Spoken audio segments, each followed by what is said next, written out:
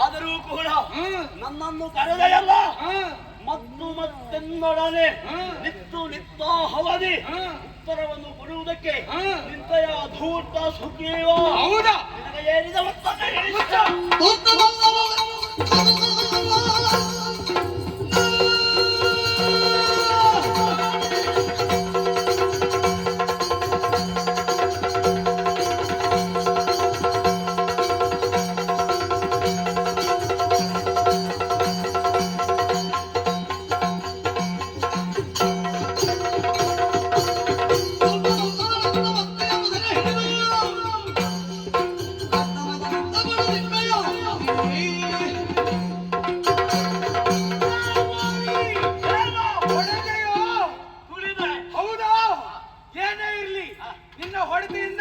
ನನ್ನ ಚರ್ಮ ದಪ್ಪಾಗಿದ್ದನ್ನು ಹಾಗೆ ಆಲೋಚನೆ ಮಾಡಿಕೊ.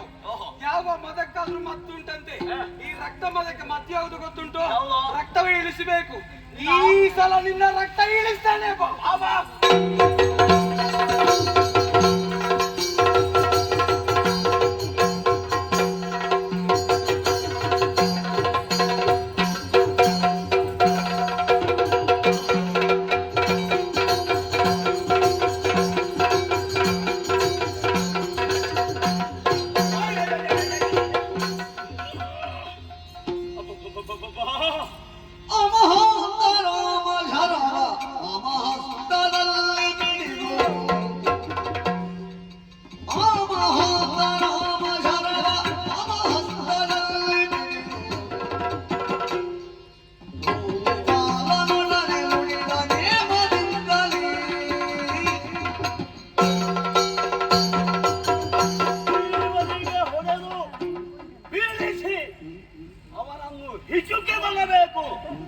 ಎಂಬಂತಹ ಭಾವನೆಯಿಂದ ಕಂಕುಳಡಿಯಲ್ಲಿ ಇಟ್ಟು ಕೈ ಕಾಲುಗಳನ್ನು ಮುರಿಯುತ್ತಿದ್ದ.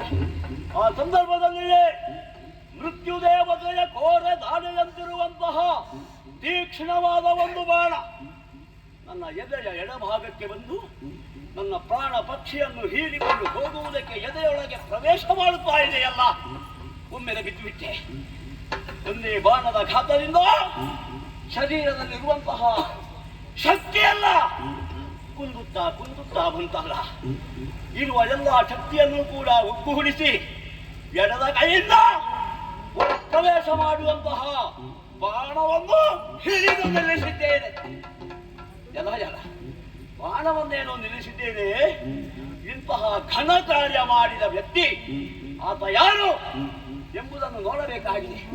ಒಮ್ಮೆ ಮೆಲ್ಲಗಿದ್ದು ಆ ಕಡೆ ತಿರುಗೋಣ.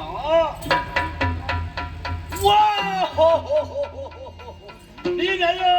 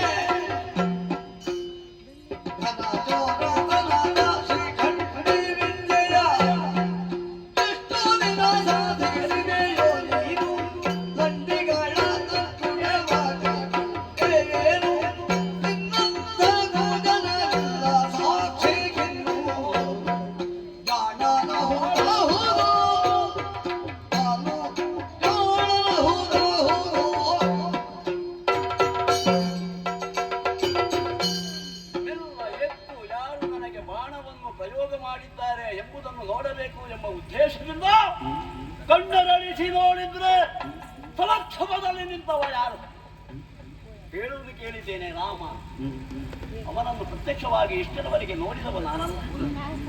ಅದೇ ರಾಮ ನನ್ನ ಕಣ್ಣ ಮುಂದೆ ಮರದ ಮರೆಯಿಂದ ಮೆಲ್ಲ ಇಳುಕಿ ನೋಡುತ್ತಾನಲ್ಲ. ಈ ಕೃತ್ಯವನ್ನು ಎಸಗಿದವ ಇವನೇ. ಯಾರಾದರೂ ಸಮಕ್ಷಮಕ್ಕೆ ಬಂದು ಯುದ್ಧವನ್ನು ಮಾಡಿ ವೈರಿಗಳನ್ನು ನಿಗ್ರಹಿಸುವಂತಹ ಮನ ಮಾಡುತ್ತಾರೆ. ಕ್ಷಾತ್ರೇಯನಾಗಿ ಇದ್ದುಕೊಂಡು ಈತ ಮರದ ಜಡೆಯಲ್ಲಿ ನಿಂತು ಬಾಣ ಪ್ರಯೋಗ ಮಾಡಿದನಲ್ಲ. ಏನಮ್ಮ ಜಾಣ ನಹುದ ಬಹಳ ಪ್ರಾಣಿಯೋ ನೀನಹುದು. ಮನಸ್ಸಿನಲ್ಲಿ ಏನನ್ನೋ ಎನಿಸಿಕೊಂಡು ಇಂತಹ ಕೃತ್ಯವನ್ನು ನೀನು ಎಸಗಿದ್ದೀಯೋ ಅದನ್ನು ತಿಳಿಯುವುದಕ್ಕೆ ನನಗೆ ಸಾಧ್ಯ. ಆದರೆ ನೀನು ಮಾಡಿದಂತಹ ಕೃತ್ಯವಿದೆಯಲ್ಲ, ನೀನು ಯಾವ ವಂಶದಲ್ಲಿ ಹುಟ್ಟಿದ್ದೀಯೋ ಆ ವಂಶಕ್ಕೆ ಇದು ಕಳಂಕ, ಕಳ್ಳತನದ ವಿದ್ಯೆ. ನಿನಗೆ ಹೇಳಿಬಿಟ್ಟವರು ಯಾರು? ಈ ವಿದ್ಯೆಯನ್ನು ನಿನಗೆ ದಾರೆ ಎಳೆದವರು ಅವರು ಯಾರು? ನಿನ್ನ ಗುರುಗಳು. ಹೇಳು, ಎಷ್ಟು ಸಮಯ ಬೇಕಾಯಿತು ನಿನಗೆ ಈ ಕಳ್ಳ ವಿದ್ಯೆಯನ್ನು ಅಭ್ಯಾಸ ಮಾಡುವುದಕ್ಕೆ ಬೇಕಾಯಿತು? ನೀನು ಅಲ್ಲೇ ನಿಂತು ಬಾಣ ಪ್ರಯೋಗ ಮಾಡುವಂತಹ ಅಗತ್ಯವಾದರೂ ಇತ್ತು? ಇರಲಿಲ್ಲ. ಇದು ನಾನು ಯುದ್ಧಕ್ಕೆ ಬಂದಿದ್ದೇನೆ ಎಂಬ ಹಾಗೆ ನನ್ನನ್ನು ನೀನು ಕರೆಯುತ್ತಿದ್ದರೆ ಖಂಡಿತವಾಗಿಯೂ ಸಮಕ್ಷಮಕ್ಕೆ ಬಂದು ನಿನ್ನಲ್ಲಿ ಹೊಗಳವನ್ನು ಕೊಡುವುದಕ್ಕೆ ನಾನು ಸಿದ್ಧನಿದ್ದೆ. ಆ ಬಗ್ಗೆ ಆಲೋಚನೆಯನ್ನೇ ಮಾಡಿದ್ದಿಲ್ಲ. ಹಾಗಾದರೆ ವಾಲಿಯ ಪರಾಕ್ರಮದ ಬಗ್ಗೆ ಮೊದಲೇ ನಿನಗೆ ಗೊತ್ತುಂಟು ಅಂತ ಆಯ್ತು. ಸಮಕ್ಷಮಕ್ಕೆ ಹೋದ್ರೆ ಖಂಡಿತವಾಗಿಯೂ ಜಯಲಲನೆಯನ್ನು ಒಲಿಸಿಕೊಳ್ಳುವುದಕ್ಕೆ ಅಸಾಧ್ಯ. ಅವನಿಂದಲಾಗಿ ನಾನೇ ಸತ್ತೇನು ಎಂಬಂತಹ ಭಯದಿಂದ ಇಂತಹ ಕೃತ್ಯವನ್ನು ನೀನು ಮಾಡಿದೆ. ನಿನ್ನ ಇನಕುಲದಲ್ಲಿ ಹುಟ್ಟಿದಂತಹ ರಾಜಾದಿ ರಾಜರುಗಳ ಕಥನವನ್ನೊಮ್ಮೆ ನೀನು ಆಲೋಚನೆ ಮಾಡು. ಸಿಂಹಾವಲೋಕನ ಮಾಡಿದ್ರೆ ಇಂತಹ ಹೇಯ ಕೃತ್ಯವನ್ನು ಇಷ್ಟರವರೆಗೆ ಸೂರ್ಯವಂಶದಲ್ಲಿ ಹುಟ್ಟಿದವರು ಯಾರೂ ಮಾಡಿದ್ದಿಲ್ಲ. ಪ್ರಪಂಚಕ್ಕೆ ಒಳಿತನ್ನೇ ಮಾಡಿದ್ದಾರೆ. ಭಗೀರಥನ ಪ್ರಯತ್ನ ಎಷ್ಟು ಕಾಲ ತಪಸ್ಸು ಮಾಡಿ ಕಲೆಯನ್ನು ಉಳಿಸುವುದಕ್ಕೋ ಬೆಳೆಸುವುದಕ್ಕೋ ಆ ಗಂಗೆಯನ್ನೇ ಸರಿಪಡಿಸಿದ್ದಾರೆ. ಅಷ್ಟೇ ಅಲ್ಲ, ದಿಲೀಪ ಚಕ್ರವರ್ತಿ ತನ್ನ ಮಾಂಸವನ್ನೇ ಇನ್ನೊಂದು ಜೀವವನ್ನು ಉಳಿಸುವುದಕ್ಕೆ ಬೇಕಾಗಿ ಕಡಿದು ಕಟ್ಟಿದ್ದಾರೆ. ಶಿವಿ ಚಕ್ರವರ್ತಿ ಒಂದು ಪಾರಿವಾಳವನ್ನು ಉಳಿಸುವುದಕ್ಕೆ ಬೇಕಾಗಿ ಹಿರಿಯರಿಗೆ ತನ್ನ ಮಾಂಸವನ್ನು ಕಡಿದುಕೊಂಡಿದ್ದಾನೆ. ಅಷ್ಟೇ ಅಲ್ಲ, ರಘು ಚಕ್ರವರ್ತಿ ಪ್ರಪಂಚದಲ್ಲಿ ಬಡತನವೇ ಆವರಿಸಿರುವ ಆ ಸಂದರ್ಭದಲ್ಲಿ ಮಹತ್ತರವಾದ ಯಾಗವೊಂದನ್ನು ಕೈಗೊಂಡು ಪ್ರಪಂಚಕ್ಕೆ ಬಂಗಾರದ ಮಳೆಯನ್ನೇ ಗೆಲ್ಲಿಸಿದಂತಹ ಮಹಾನುಭಾವ ರಘು ಚಕ್ರವರ್ತಿ. ಇನಕುಲಾಂಬುದಿಯಲ್ಲಿ ಇಷ್ಟರವರೆಗೆ ನಿನ್ನಂತಹ ಹೇಯ ಕೃತ್ಯವನ್ನು ಮಾಡುವ ಯಾವನೇ ಹುಟ್ಟಿ ಬರಲಿಲ್ಲ, ಇನ್ನು ಬರುವುದಕ್ಕೂ ಸಾಧ್ಯವಿಲ್ಲ. ಅಯೋಧ್ಯಾಧಿಪತಿಗಳ ಹೆಸರು ಹಾಗೆ. ಅಯೋಧ್ಯಾಧಿಪತಿ ಅಂದರೆ ಏನು?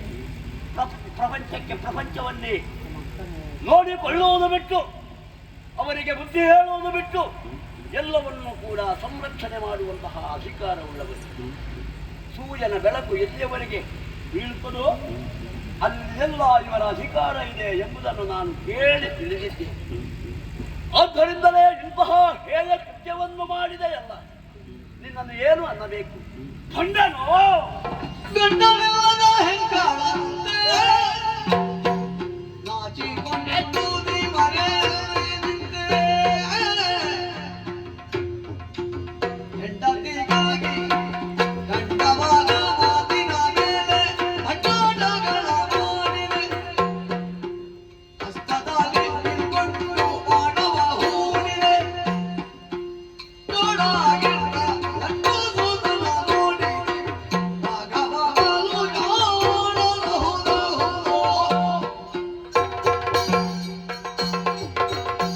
ನಾಡಿನಲ್ಲಿ ಇದ್ದುಕೊಂಡು ದಶರಥನಿಗೆ ಮಗನಾಗಿ ರಾಜ್ಯವನ್ನಾಳುವುದಕ್ಕೆ ಅಸಾಧ್ಯನಾಗಿ ಕಾನನಕ್ಕೆ ಬಂದು ತನ್ನ ಹೆಂಡತಿಯನ್ನೇ ಕಳಕೊಂಡಂತಹ ರಾಮ ನೀನು ಇಂದಿನ ದಿವಸ ಹೆಂಡತಿಯನ್ನು ಪಡೆಯಬೇಕು ಎಂಬಂತಹ ಉದ್ದೇಶದಿಂದ ಎಂತಹ ಅನರ್ಥವನ್ನೆಲ್ಲ ಮಾಡುವುದಕ್ಕೆ ನೀನು ಮುಂದಾದೆ. ವಾಲಿಗೆ ಕಳ್ಳತನದಿಂದ ಪ್ರಯೋಗವನ್ನು ಮಾಡಿ ವಾಲಿಯನ್ನೇ ನಿಗ್ರಹಿಸಬೇಕು ಎಂಬಂತಹ ಉದ್ದೇಶವನ್ನಿಟ್ಟುಕೊಂಡೆಯಲ್ಲ. ಇಂತಹ ಕೃತ್ಯವನ್ನು ಮಾಡಿದ ಮೇಲೆ ಮುಖವನ್ನು ನೋಡುವುದಕ್ಕೆ ನಾಚಿಕೆ ಆಗುವುದು ಸ್ವಾಭಾವಿಕವೇ. ಗಂಡನಿಲ್ಲದ ಹೆಣ್ಣಿನಂತೆ ಮನೆಯಲ್ಲೇ ನಿಂತುಕೊಂಡಿದ್ದೀಯಲ್ಲ. ನನ್ನ ಮೇಲೆ ನಿನಗೆ ಹಾಗೆ ಇತ್ತೋ ಇಲ್ವೋ ಗೊತ್ತಿಲ್ಲ, ಆದರೆ ಹಾಗೆ ಇತ್ತು ಅಂದರೆ ನನ್ನಲ್ಲಿ ನೀನು ಹೇಳುತ್ತಿದ್ರೆ ಖಂಡಿತವಾಗಿಯೂ ರಾಮ ಸೂರ್ಯವಂಶದ ಇದು ನಿನ್ನ ಪಾದಕ್ಕೆ ನನ್ನ ಈ ಪ್ರಾಣವನ್ನೇ ಅರ್ಪಿಸುತ್ತೇನೆ ಎಂದು ಹೇಳುತ್ತಿದ್ದೆ. ಆ ವಿಷಯ ಬಿಡು. ನೀನು ಕೂಡ ಕಷ್ಟದಲ್ಲಿದ್ದವ, ಹೆಂಡತಿಯನ್ನು ಯಾರೋ ಕದ್ದುಕೊಂಡು ಹೋಗಿದ್ದಾರೆ ಎಂಬಂತಹ ಬೇಸರದಲ್ಲಿದ್ದವ. ನನ್ನಲ್ಲಿ ಒಂದು ಮಾತನ್ನು ಹೇಳುತ್ತಿದ್ದರೆ ಇನ್ನೊಬ್ಬರನ್ನು ಕೊಲ್ಲು, ಹೆಂಡತಿಯನ್ನು ಬಿಡಿಸುತ್ತೇನೆ ಎಂದು ನಾನು ಹೇಳುತ್ತಿರಲಿಲ್ಲ.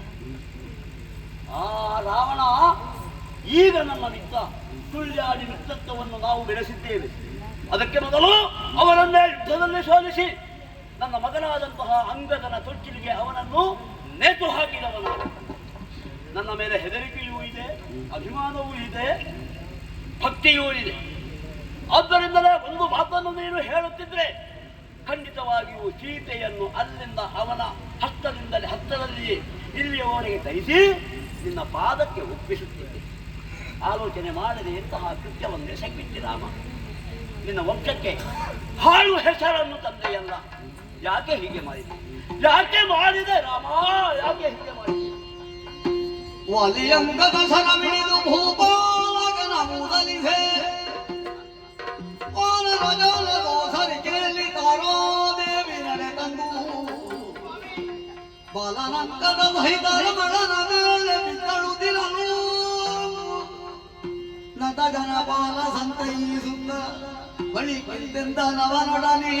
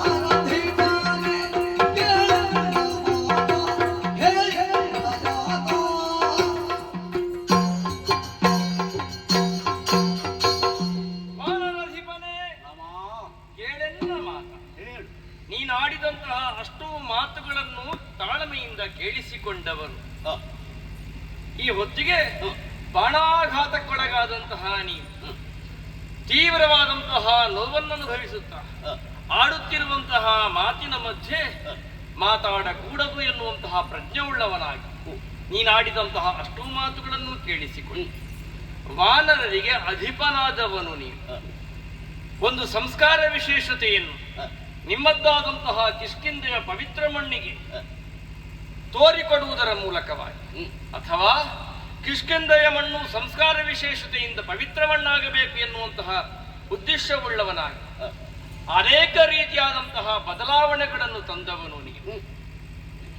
ಈ ವಿಶೇಷತೆಯಿಂದಲಾಗಿ ನಿನ್ನದ್ದಾದಂತಹ ಸ್ಥಾನ ಉಳಿದವರಿಗಿಂತ ಹೆಚ್ಚಿನದ್ದಾಗಿದೆ. ಈ ಹೊಣೆಗಾರಿಕೆ ಇರುವವರು ಅತ್ಯಂತ ಎಚ್ಚರದಿಂದ ಇರಬೇಕು ಎನ್ನುವುದು ಆ ಸ್ಥಾನದಲ್ಲಿರಬೇಕಾದವರ ಪ್ರಾಥಮಿಕ ಪ್ರಜ್ಞೆ. ನಾನಾಗಲಿ ನೀನಾಗಲಿ ಅಂತ ಹೊಣೆಗಾರಿಕೆಯ ಸ್ಥಾನದಲ್ಲಿರುವವರು. ನೀನು ಇಂದ್ರಜಾತನಿದ್ದೆ, ದೇವತೆಗಳ ಸಂಸರ್ಗದಿಂದ ಹುಟ್ಟಿದವನು ನೀನು.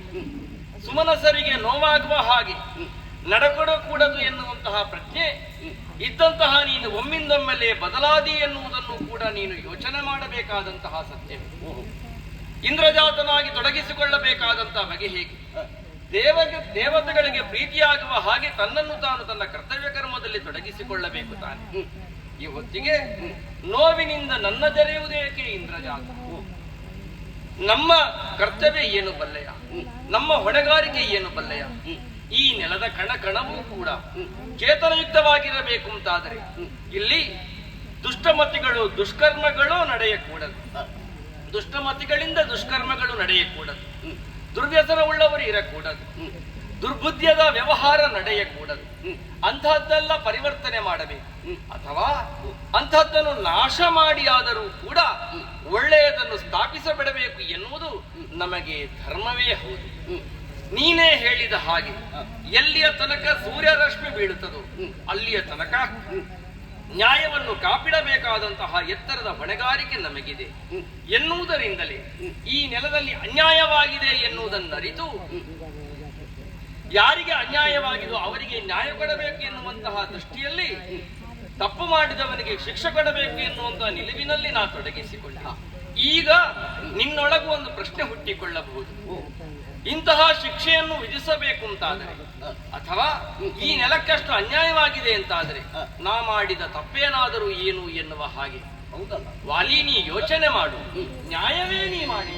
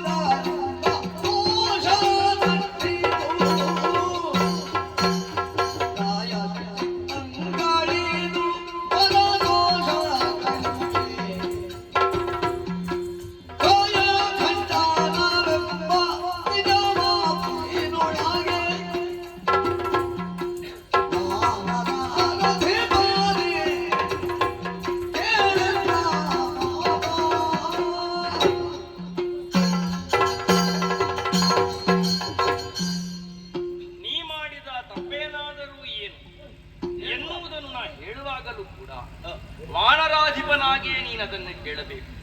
ಒಬ್ಬ ಸಾಮಾನ್ಯ ಪ್ರಜೆ ತಪ್ಪು ಮಾಡುವುದಕ್ಕೂ ಅರಸನಾದವನು ತಪ್ಪು ಮಾಡುವುದಕ್ಕೂ ವ್ಯತ್ಯಾಸವೇ. ಸಾಮಾನ್ಯ ಪ್ರಜೆ ತಪ್ಪು ಮಾಡಿದರೆ ಅರಸನಾದವ ಅದಕ್ಕೆ ಶಿಕ್ಷೆಯನ್ನು ವಿಧಿಸುತ್ತಾನೆ. ಅರಸನೇ ತಪ್ಪು ಮಾಡಿದರೆ ಈ ಎಚ್ಚರಿಕೆಯಲ್ಲಿ ಅವನು ಇರಬೇಕು ತಾನೆ. ಏನು ಮಾಡಿದೆ ವಾಲಿ? ನ್ಯಾಯವೇ ತಮ್ಮನ ಸತಿಯ ಮುಟ್ಟುವುದು. ತಮ್ಮನ ಸತಿ ಅಂತ ಹೇಳಿದ್ರೆ ಮಗಳಿಗೆ ಸಮಾನ ಎನ್ನುವುದನ್ನು ನನ್ನ ಹಾಗೆ ನೀನು ಚೆನ್ನಾಗಿ ತಿಳಿದವನು ತಾನೆ. ರಾಗದ್ವೇಷ ವಿಕಾರಾದಿಗಳಿಗೆ ಆ ಕ್ಷಣದಲ್ಲಿ ಒಳಗಾಗಿ ಯಾವಾಕೆಯನ್ನು ಪುತ್ರಿ ಸ್ಥಾನದಲ್ಲಿ ಕಾಣಬೇಕಿತ್ತು. ಅವಳನ್ನು ಬಲವಂತದಿಂದ ಒಳಗಿರಿಸಿಕೊಳ್ಳುವುದರ ಮೂಲಕವಾಗಿ ಅವಳ ಮನಸ್ಸಿನ ಮೇಲೆ ಬಲವಂತದ ಪ್ರಹಾರವನ್ನೇ ನೀನು ಮಾಡಿದೆ. ಯಾವುದು ನಿಮ್ಮ ವಾನರ ಕುಲದಲ್ಲಿಯೂ ಸಂಸ್ಕಾರವಿಲ್ಲ, ಅದನ್ನು ನಾ ಮಾಡುತ್ತೇನೆ, ನನ್ನ ನಿಲುವೇ ಸರಿ ಎನ್ನುವ ಹಾಗೆ ನೀ ತೊಡಗಿಸಿಕೊಂಡೆ. ನಾಗರಿಕ ಸಂಸ್ಕಾರ ವಿಶೇಷತೆಯನ್ನು ಕೂಡ ವಾನರ ಸಾಮ್ರಾಜ್ಯ ಪಡೆದುಕೊಳ್ಳಬೇಕು ಎನ್ನುವಂತಹ ನಿನ್ನ ಯೋಚನೆ ಏನು ಆ ಕಾಲಕ್ಕೆ ಸಾಧುವಾದದ್ದು. ನಾಗರಿಕ ಸಂಸ್ಕಾರದಲ್ಲಿಯೂ ಕೂಡ ಯಾವುದು ನಿಷಿದ್ಧವೋ ಅದು ನಮಗೂ ನಿಷಿದ್ಧ ಎನ್ನುವ ಹಾಗೆ ನೀನು ಯಾಕೆ ಯೋಚಿಸಲಿಲ್ಲ? ಪುತ್ರಿಯ ಸ್ಥಾನದಲ್ಲಿ ಕಾಣಬೇಕಿದ್ದವಳನ್ನು ಕಾಮದೃಷ್ಟಿಯಿಂದ ನೀನು ನೋಡಿದ್ದು ಎಷ್ಟರ ಮಟ್ಟಿಗೆ ಸರಿಯಾಗುತ್ತದೆ ಹೇಳು ವಾಲಿ. ಈ ಪ್ರಪಂಚದಲ್ಲಿ ಇಲ್ಲೇನು ನಾವು ತಪ್ಪು ಮಾಡುತ್ತೇವೆ ಇಲ್ಲಿಗೆ ಶಿಕ್ಷೆಯಾಗಬೇಕು. ಒಂದು ವೇಳೆ ನನಗೆ ಶಿಕ್ಷೆ ಆಗಲಿಲ್ಲ, ನಾನು ತಪ್ಪಿಸಿಕೊಂಡೆ ಎನ್ನುವ ಹಾಗೆ ಯೋಚನೆ ಮಾಡಿದರೆ ಅಂತವರಿಗೆ ಮತ್ತೊಂದು ಜನ್ಮದಲ್ಲಾದ್ರೂ ಶಿಕ್ಷೆ ಕಟ್ಟಿಟ್ಟ ಬುದ್ಧಿ. ನೀ ಮಾಡಿದಂತಹ ಈ ಪಾಪಕ್ಕೆ ಯಾವುದು ಶಿಕ್ಷೆ ಅಂತ ಕೇಳಿದರೆ ಕಾಯಖಂಡನ ಲೇಸು. ಯಾಕೆ ಹೇಳು? ಈ ಪಾಪವೆನ್ನುವುದು ಪರಕ್ಕೂ ಕೂಡ ಕೊಂಡೊಯ್ಯಲ್ಪಡುತ್ತದೆ. ಕೇವಲ ಇಹಕ್ಕೆ ಮಾತ್ರ ಅಲ್ಲ, ಪರಕ್ಕೂ ಕೂಡ ಇದು ಕೊಂಡೊಯ್ಯಲ್ಪಡ್ತದೆ. ಅಲ್ಲಿಯೂ ಕೂಡ ಇದು ಪ್ರಶ್ನಿಸಲ್ಪಡಬೇಕಾದಂತಹ ವಿಷಯ. ಇಲ್ಲಿಯ ಶಿಕ್ಷೆಯಾದರೆ ಅಂದರೆ ದೇಹವನ್ನು ತುಂಡರಿಸಲ್ಪಟ್ಟಂತಹ ಶಿಕ್ಷೆಯಾಯಿತು ಅಂತಾದರೆ ಅದು ಮತ್ತೆ ಅಲ್ಲಿಗೆ ಕೊಂಡೊಯ್ಯುವ ಹಾಗಿಲ್ಲ. ಆದ್ದರಿಂದಲೇ ಕಾಯಖಂಡನವೇ ಲೇಸು ಎನ್ನುವಂತಹ ನಿರ್ಧಾರವನ್ನು ತಾಳಿದಂತಹ ನಾನು ಇಂತಹ ಬಾಣಪ್ರಯೋಗವನ್ನು ಮಾಡಿದೆ. ಅಯ್ಯ, ಅಲ್ಲಿ ಯಾಕೆ ನಿಂತೆ, ಇಲ್ಲಿ ಯಾಕೆ ನಿಂತೆ? ನಿನಗೆ ಬೇಕಿದ್ದರೆ ನಾನು ಸಹಾಯ ಮಾಡುತ್ತಿದ್ದೆ, ನನಗೆ ಬೇಕಾದ್ದನ್ನು ನಾನೇ ಪಡೆದುಕೊಳ್ಳುತ್ತೇನೆ. ಯಾರ ಸಹಾಯವನ್ನು ನಿರೀಕ್ಷಿಸಿಯೋ ನನ್ನ ತೊಡಗಿಸಿಕೊಳ್ಳುವಿಕೆ ಇಲ್ಲ. ಮತ್ತೆ ವೈರಿಗಳನ್ನು ಶಿಕ್ಷಿಸುವಾಗ ನಾನೆಲ್ಲಿ ನಿಲ್ಲಬೇಕೋ ಅದರ ನಿರ್ಧಾರವು ನನ್ನದೇ. ಧರಿಸಿಕೊಂಡಂತಹ ಕಾಂಚನ ಮಾಲೆ ಎದುರಾಳಿಯ ಸಾಮರ್ಥ್ಯವನ್ನು ನುಂಗಿಕೊಳ್ಳುತ್ತದೆ ಎನ್ನುವಂತಹ ಭಯವೋ ಈ ಭಯ ನನಗಿಲ್ಲ. ಯಾಕೆ ಅಧರ್ಮಿಯಾಗಿ ತೊಡಗಿಸಿಕೊಳ್ಳುತ್ತಿರುವವನನ್ನು ಶಿಕ್ಷಿಸಬೇಕು ಎನ್ನುವಷ್ಟರ ಹೊಣೆಗಾರಿಕೆಯಲ್ಲಿ ಮಾತ್ರವೇ ನಾ ತೊಡಗಿಸಿಕೊಂಡದ್ದು. ನಾ ಸ್ಪಷ್ಟವಾಗಿ ಹೇಳಿದ್ದೇನೆ, ಕಾಯವನ್ನು ಖಂಡಿಸುವುದರ ಮೂಲಕವಾಗಿ ನೀ ಮಾಡಿದಂತಹ ತಪ್ಪಿಗೆ ನಾ ಶಿಕ್ಷೆಯನ್ನು ಕೊಡಬೇಕು ಎನ್ನುವ ಹಾಗೆ ಅದಷ್ಟನ್ನು ಕೊಟ್ಟಾಗಿದೆ.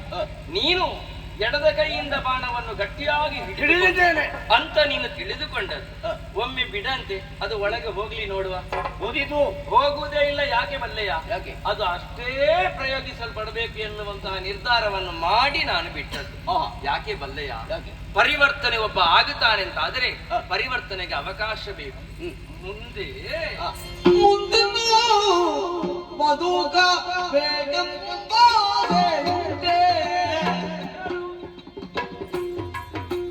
ಹಿಂದೆ ದಾರಿಯ ಬಾಣವನ್ನು ನೋಯರಂತೆ ಒಂದೇ ಬುದ್ಧಿಯೊಳಲ್ಲ ಸತ್ಯವ ಬಿಡದೆ ಚಂದ್ರವಾಗಿರುವುದು ಸರ್ವರು ಕಡೆಗೆ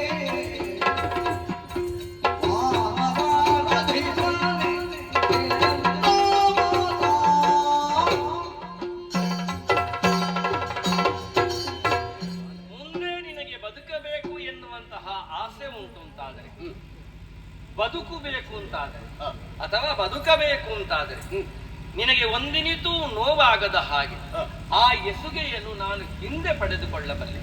ಹಾಗಾದ್ರೆ ಹೇಗೆ ಬದುಕಬೇಕು? ಎಲ್ಲ ದುರ್ಬುದ್ಧಿಗಳಿಂದ ದೂರವಿದ್ದು ದುಷ್ಕರ್ಮಗಳನ್ನು ಮಾಡದೆ ದುಶ್ಚಟಗಳಲ್ಲಿ ತೊಡಗಿಸಿಕೊಳ್ಳದೆ ದುರ್ವ್ಯಸನಿಯಾಗದೆ ದುರ್ಮತಿಯಾಗದೆ ಎಲ್ಲರನ್ನೂ ಕೂಡ ಒಂದು ಎನ್ನುವಂತಹ ಭಾವದಿಂದ ನೀ ತೊಡಗಿಸಿಕೊಳ್ಳುತ್ತಿ ಅಂತಾದರೆ ನಿನಗೆ ಹೊಸ ಬದುಕನ್ನು ಕಟ್ಟಿಕೊಡುವುದಕ್ಕೆ ನಾನು ಅವಕಾಶ ಮಾಡುತ್ತೇನೆ. ಆಯ್ಕೆ ಇದೆ ನಿನ್ನ ಕೈ. ಕರುಣವಿದ್ದರೆ ಸಾಕು ನಿನ್ನ ಓದದ ಕರುಣವಿದ್ದರೆ ಸಾಕು ಪರಿಪೂರ್ಣವಾಗಿ ಪಾಲಿಸಿಕೊಳ್ಳಬೇಕೆಂಬ ಪರಿಪೂರ್ಣವಾಗಿ ಪಾಲಿಸಿಕೊಳ್ಳಬೇಕೆಂಬ ಕರುಣ ಇದ್ದರೆ ಸಾಕು. ಮೂರು ದಿನದ ಈ ಸಂಸಾರ ಶಾಶ್ವತವಲ್ಲ. ಮೂರು ದಿನದ ಈ ಸಂಸಾರ ಶಾಶ್ವತವಲ್ಲ. ಘೋರ ಪಾಪಗಳ ಸಂಹಾರ ಮಾಡುವುದು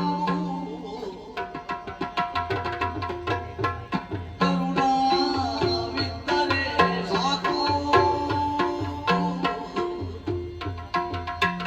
ಭೂತ ಪಂಚಕ ದೇಹಯೇನಾಗಿಷ್ಟರ ಮೋಹ. ಭೂತ ಪಂಚಕ ದೇಹಯೇನಾಗಿಷ್ಟರ ಮೋಹ. ಚೇತನಮನದಿಂದ ಮೂರ್ತಿ ಪದಾರ್ಥ ಕರುಣವಿದ್ದರೆ ಸಾಕು.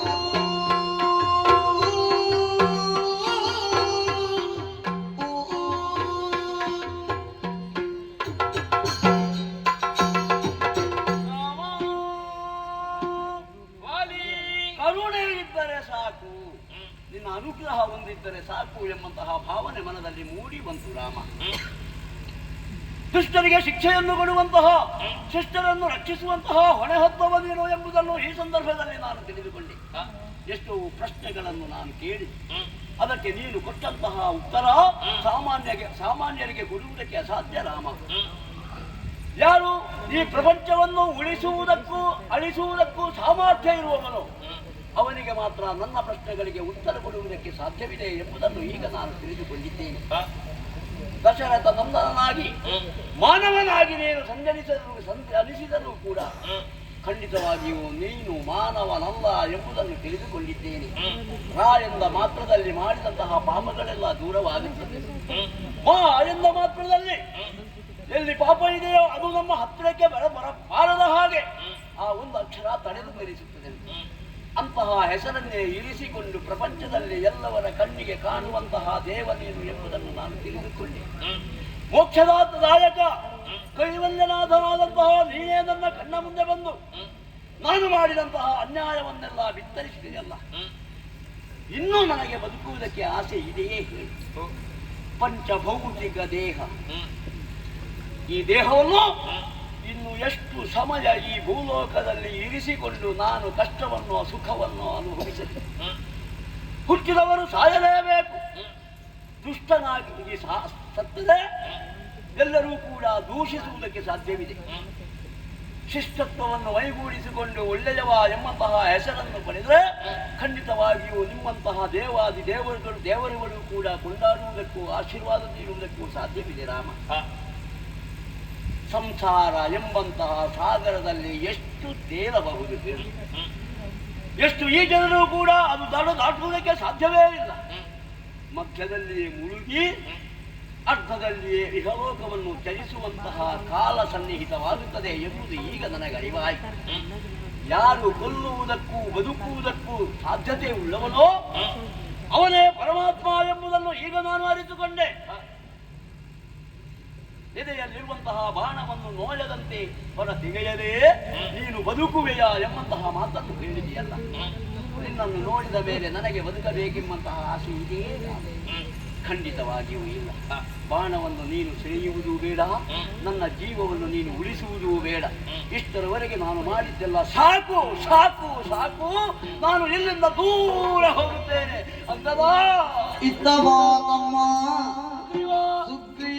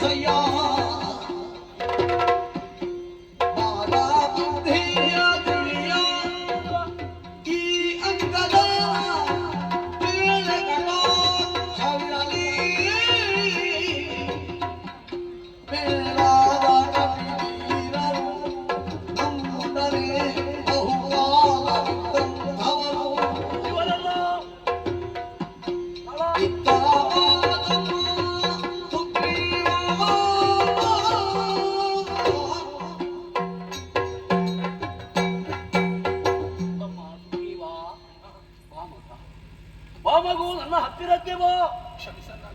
ಎಂತಹ ಅನ್ಯಾಯವನ್ನೆಲ್ಲ ನಾನು ಮಾಡಿ ವಾಲಿ ಸುಗ್ರೀವರು ಅಂದರೆ ಹೇಗೆ ಪ್ರಪಂಚಕ್ಕೆ ತೋರಿಸಿಕೊಟ್ಟವರು ನಾವು. ಎಲ್ಲಿಯಾದರೂ ಇಬ್ಬರು ಮಕ್ಕಳು ಇದ್ರೆ ಒಂದೇ ರೀತಿ ಅವರು ಕಂಡರೆ ಅಲ್ಲಿ ಉದಾಹರಣೆ ಕೊಡುವುದು ಹೇಗೆ? ವಾಲಿ ಸುಗ್ರೀವರ ಹಾಗೆ ಇದ್ದಾರೆ, ಸೂರ್ಯ ಚಂದ್ರರ ಹಾಗೆ ಇದ್ದಾರೆ. ಅದೇ ರೀತಿ ನಾವು ಜೀವನದಲ್ಲಿ ಮುಂದೆ ಬಂದವರು. ಏನೋ ಒಂದು ಸಂದರ್ಭದಲ್ಲಿ ನಮ್ಮೊಳಗೆ ವೈಷಮ್ಯ ಉಂಟಾಯಿತು. ಆದ್ದರಿಂದಲೇ ದೂರ ದೂರ ಆಗುವಂತಹ ಪರಿಸ್ಥಿತಿ ಬಂದೊದಗಿ. ಇದಕ್ಕೆ ನಮ್ಮನ್ನು ನಾವು ದೂರಿ ಪ್ರಯೋಜನ ಇಲ್ಲ. ಈ ಪ್ರಪಂಚದ ಧರ್ಮವೇ ಹೀಗೆ. ಕರ್ಮವನ್ನು ಮಾಡಿ ಧರ್ಮವನ್ನೋ ಅಧರ್ಮವನ್ನೋ ಮೈಗೂಡಿಸಿಕೊಂಡು ಸ್ವರ್ಗವೋ ನರಕವೋ ಎಂಬುದನ್ನು ಪಡೆಯುವಂತಹ ಅಧಿಕಾರವುಳ್ಳ ಈ ಪ್ರಪಂಚದ ಜೀವನ, ಆ ಜೀವನವೇ ನಮ್ಮದಾಗಿ ಹೋಯಿತು. ಅದ್ವೈತ ದ್ವೈತ ಎಂಬಂತಹ ವಿಷಯವನ್ನು ಬದಿಗಿರಿಸಿ ಇಬ್ಬಗೆಯಾಗಿ ವರ್ತಿಸುವಂತಹ ಕಾರ್ಯಕ್ಕೆ ನಾವು ಮುಂದಾದವರು. ದ್ವೈತ ಅಂದರೆ ನಾವಿಬ್ಬರು ಎಲ್ಲಿ ಹೋಗುವುದಾದರೂ ಯಾವ ಕೆಲ ಕಾರ್ಯವನ್ನು ಮಾಡುವುದಾದರೂ ಜೊತೆಯಾಗಿ ಇರ್ತೇವೆ. ಅದ್ವೈತ ಎಂಬುದು ಈಗ ನಾವು ನಡೆದಂತಹ ನಡತೆ. ಎರಡು ಒಂದಾಗುತ್ತದೆ, ಒಂದು ಎರಡಾಗುತ್ತದೆ. ಮಗದೊಮ್ಮೆ ಇದ್ದದ್ದೆಲ್ಲ ನಾಶವಾಗುತ್ತದೆ. ಇದು ಪ್ರಪಂಚದ ಧರ್ಮ. ಅಶಾಶ್ವತವಾದಂತಹ ಈ ಪ್ರಪಂಚದ ಜೀವನವೇ ನನಗೆ ಸಾಕಾಗಿ ಹೋಯಿತು. ಕೊನೆಯ ಕ್ಷಣದಲ್ಲಿ ಒಂದು ಮಾತು, ಇದೋ ನನ್ನ ಹೆಂಡತಿ ನಿನ್ನ ಅತ್ತಿಗೆ ಸಾಧ್ವಿ ಶಿರೋಮಣಿಯವರು ಪತಿವ್ರತೆ. ಅವಳನ್ನು ನಾನು ಯಾವ ರೀತಿ ಗೌರವದಿಂದ ಹೆಂಡತಿಯನ್ನು ನೋಡಿಕೊಂಡು ಬಂದೆನೋ, ಪ್ರೀತಿಯನ್ನು ಹೇಳುವುದಿಲ್ಲ, ಅದು ಗಂಡ ಹೆಂಡತಿಯ ಕೊಡುವಂತಹ ಪ್ರೀತಿ. ಆ ಪ್ರೀತಿಯ ಜೊತೆಯಲ್ಲಿ ಗೌರವವನ್ನು ಕೂಡ ನಾನು ಸೂಚಿಸುತ್ತಿದ್ದೆ. ಅವಳನ್ನು ರಕ್ಷಣೆ ಮಾಡುವಂತಹ ಹೊಣೆಯನ್ನು ಹೊತ್ತಿದ್ದೆ. ಆ ಹೊಣೆಯನ್ನು ಇನ್ನು ಮುಂದೆ ನಿನಗೆ ಕೊಡ್ತೇನೆ. ಇದೋ ನನ್ನ ಮಗ ಅಂಗದ, ಸಣ್ಣ ಮಗು. ನನ್ನ ಮಗನನ್ನು ನಿನ್ನ ತಮ್ಮನಂತೆಯೂ ನಿನ್ನ ಮಗನಂತೆಯೂ ನೀನು ಸಲಹಿಕೊಂಡು ಬರಬೇಕು. ಖಂಡಿತ ಈ ಸಂದರ್ಭದಲ್ಲಿ ಇನ್ನು ಹೆಚ್ಚಾಗಿ ನಿಮ್ಮಲ್ಲಿ ಮಾತನಾಡುವಂತಹ ಯಾವ ಮಾತು ಇಲ್ಲ. ನಮ್ಮವರೆಲ್ಲ ಕಣ್ಣೀರಿಗೆ ಇದ್ದಾರೆ, ವಾಲಿಯ ಜೊತೆಯಲ್ಲಿದ್ದವರು ಎಂಬಂತಹ ಭಾವನೆಯನ್ನು ಇಟ್ಟುಕೊಳ್ಳಬೇಡ. ಇವರೆಲ್ಲ ನಿಮ್ಮವರು, ಇವರೆಲ್ಲ ನಿನ್ನವರು. ಪ್ರಭೇದವನ್ನು ಕಲ್ಪಿಸದೆ ಎಲ್ಲರನ್ನೂ ಕೂಡ ಒಂದೇ ರೀತಿಯಲ್ಲಿ ನೋಡಿಕೊಂಡು ಬಾ. ಇವರನ್ನೆಲ್ಲ ಪಾಲಿಸುತ್ತಾ ಬಾ. ಇದು ಕಿಷ್ಕಿಂಧಾಧಿಪತ್ಯವನ್ನು ನಿನ್ನ ಕೈಗಿಟ್ಟಿದ್ದೇನೆ. ಕೇಳು ಮುರರಿಪು ಕಮಲಲೋಚನ ತಾಳಲಾಲೆ ಸರಳಿ ಮುರಿಯಲು ಕಡಲು ಸುಡುತ್ತಿದೆ, ಕಡಲ ಶರಣನೆ ಕಾಯೋ ಕರುಣದಿ. ಕೇಳು ಮುರರಿಪು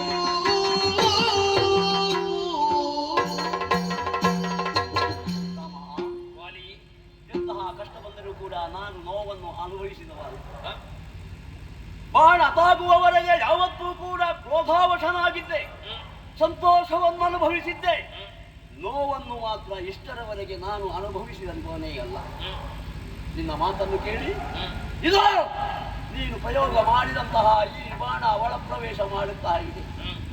ಹೊಟ್ಟೆ ಉರಿಯುತ್ತಿದೆ, ಸಹಿಸುವುದಕ್ಕೆ ಸಾಧ್ಯ. ರಮ ಕಾಪಾಡೋ, ಓ ಲಕ್ಷ್ಮೀ ರಮಣ, ಓ ವೈಕುಂಠವಾಸ ರಕ್ಷಿಸು. ವಾಲಿ, ನಿನ್ನ ಅಂತರಂಗ ಬಿಂಬಿಸ ಭಾವತರಂಗಗಳಿಗೆ ಕನ್ನಡಿ ಹಿಡಿಯುತ್ತ ನೀನು ಕಲ್ಪಿಸಿಕೊಂಡಂತಹ ಬಹುಮತೆಯ ಪ್ರಜ್ಞೆ ಜಾಗೃತವಾಗುವಂತಹ ಸ್ಥಿತಿ ನಿನಗೆ ಒದಗಿ ಬಂದಿದೆ ಎಂದು ಅರ್ಥವಾದ ಮೇಲೆ ಇದೋ ಬಾಣಕ್ಕೆ ಆಜ್ಞಾಪಿಸಿದ್ದೇನೆ. ವಾಲಿಗೆ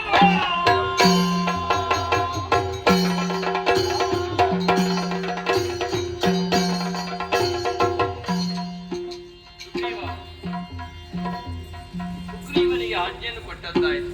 ಕ್ಷಣ ಹೊತ್ತು ನೀನು ವಿಶ್ರಮಿಸಿಯು, ಬಳಿಕ ಮುಂದಿನ ವ್ಯವಸ್ಥೆಗೆ ತೊಡಗಿಸಿಕೊಳ್ಳುವ ನಿರೀಕ್ಷೆಯಲ್ಲಿ